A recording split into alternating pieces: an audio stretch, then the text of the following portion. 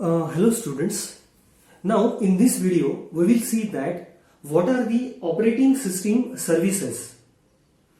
The operating system services are basically the services provided for the programs which are available in an operating systems. So these services are provided for the programs and the users of those programs. And the basic task of all the different types of operating system services those are available is to make the programming task easier, and for that purpose the operating system services are there. Now there are basically 9 different services which are provided by the general operating systems. Now we have categorized those services into 2 types. Some of these services are helpful to the user, some of the services are helpful to the system itself, means it is for the use of operating system itself. Now for the user there are some services like user interface, program execution, IO operation, file system manipulation, communication, error detection. So these are the 6 different services which are helpful for the user, and these are the 3 different services which are helpful for system itself. They are resource allocation, accounting, protection and security. Now we will see all these system services in detail.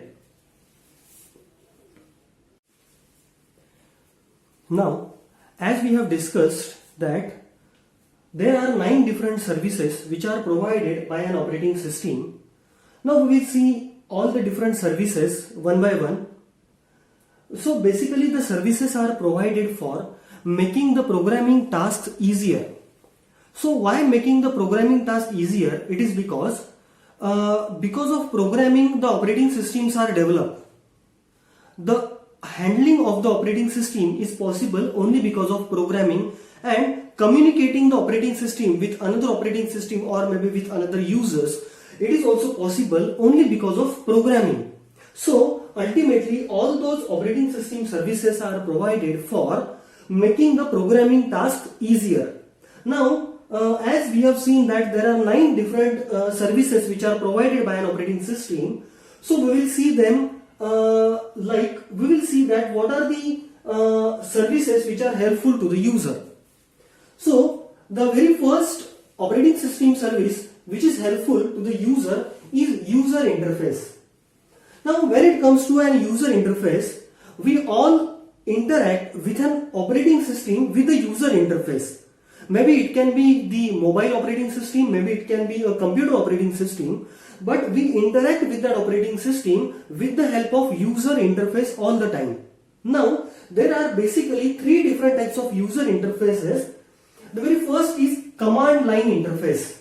So command line interface, in this particular interface, the user is supposed to give command for doing the activities. For example, disk operating system. In disk operating system, if you want to do some activity, let us say you want to see the date, you want to see the time, you want to create a file, you want to edit that file. So in that case, all the time you are using command line interface. The another thing is batch interface.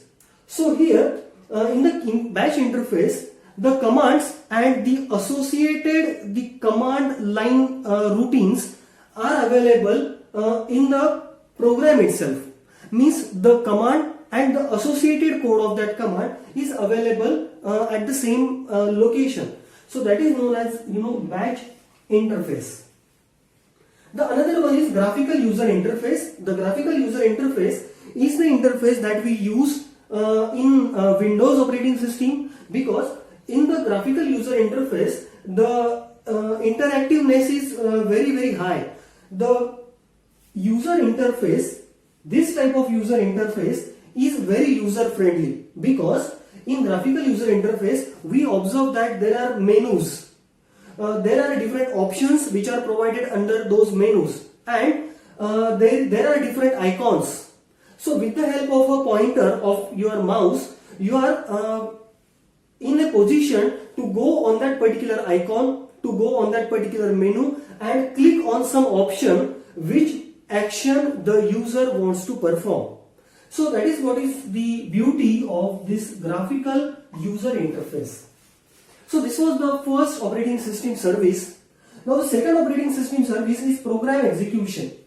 Now of course, the programs are created, they are not only created for watching, they are created for execution, because we are interested in what is the output of the program.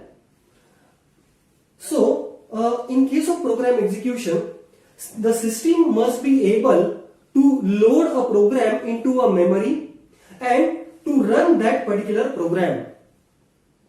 So this is the activity that is involved in the program execution. So that particular program must be loaded into the memory, and the program must be able to end its execution. So the program is made for execution. Rather, on our operating system, whatever things that we observe are the executions only. So this particular execution may be successful, may be unsuccessful, but there must be a program execution. If it is successful, we will get the output.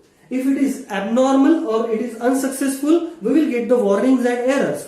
But either or thing must be happen in case of program execution. So this is a kind of a service which is provided by the operating system. Then the third operating system service is I/O operations. So what are I/O operations? See, for running a program may require I/O, which may involve a file or an I/O device. So what is this? For running a program may require an I/O which may involve a file. Means what? We need to read the contents of the file, or we may need to write some information onto the file. So while programming, we might be taking the input in the form of file. So we are reading the contents of the file. We may be giving the output to the file. So we are writing the contents onto the file. So the input and output may not only happen with the help of user, but it may happen with the help of file. In another case, it may happen with the I/O device. Like there are different I/O devices, and through those I/O devices, there might be I/O operations that are happening. Now, operating system plays a role here that the program that you have written cannot directly interact with the file, or the program that you have written cannot directly interact with the I/O devices. So, in that particular case, operating system works as an interface between your program and maybe a file, your program or maybe a I/O device. So, these are the three basic or the first operating system services, like user interface, program execution and I/O operations.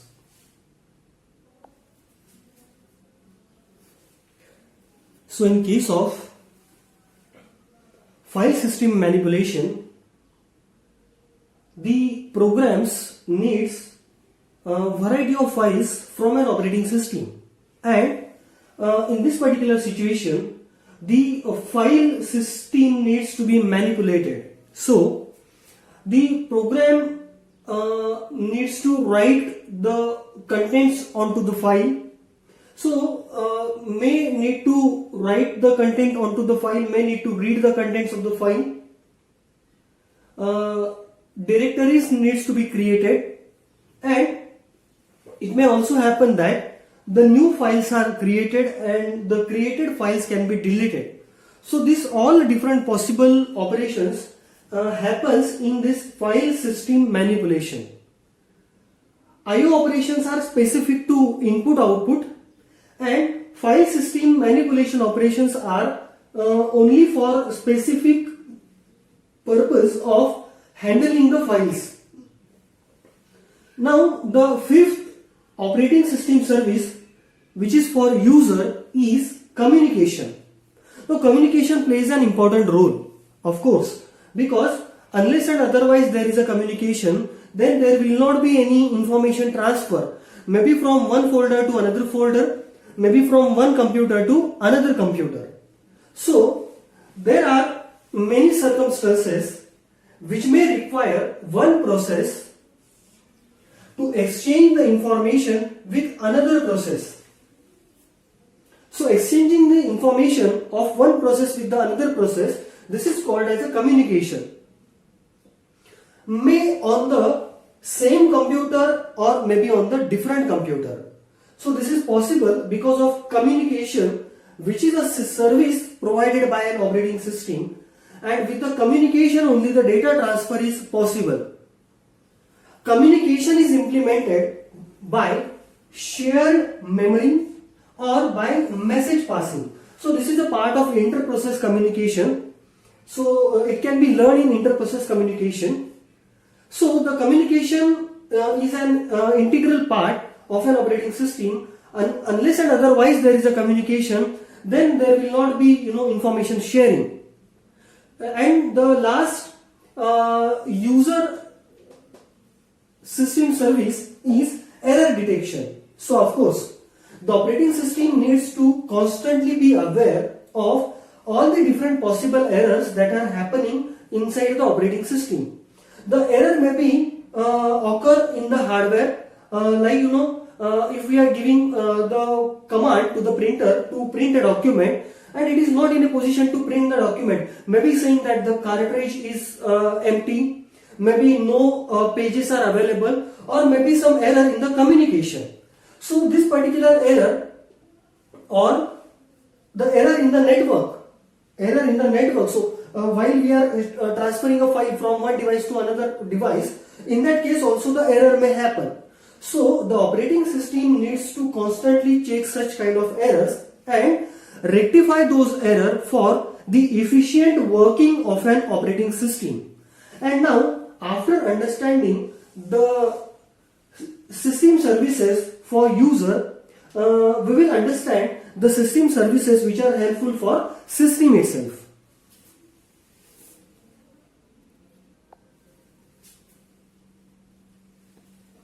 So for ensuring the efficient operations of the operating system itself, these are the three different services which are provided by an operating system. It is resource allocation, accounting, protection and security. So in case of resource allocation, we know that the operating system is a resource allocator. So it allocates various resources to its subordinates, and in this particular way it needs to see that the proper resources are allocated to the proper entities. Accounting means what? Whatever activities that are happening inside the operating system needs to be accounted. That as we keep a login register inside the computer laboratories, that to account that who was the person who have sat on what system. So accounting is also important in an operating system. And finally the protection and security, and as it is protected and secured, we are using the operating systems. Right, so let us see them one by one. So resource allocation. So when there are multiple users or multiple jobs running at the same time, resources must be allocated to each of them. So none of the job or the user should be relieved from the resource allocation. So each of the user and job should get the resource. Then accounting. So operating system needs to keep a track on which users use how much and what kind of computer resources. This record keeping may be used for accounting or simply for accumulating the usage statistics. And this is the basic purpose for accounting that is being done as an operating system service by an operating system. And finally, protection and security. So protection involves ensuring that all the access to the system resources is controlled. So it means that the system resources are protected. And finally, the security. So security starts with requiring each user to authenticate himself or herself to the system, usually by means of password, to gain access to the system resources. So in this particular fashion, so as we have password for the user, there are multiple users which we can create in an operating system, like administrator, a normal user, or maybe a guest user, and you can have the passwords for them. By the virtue of that, the security can be maintained. Now in this particular way, we have studied 9 different operating system services.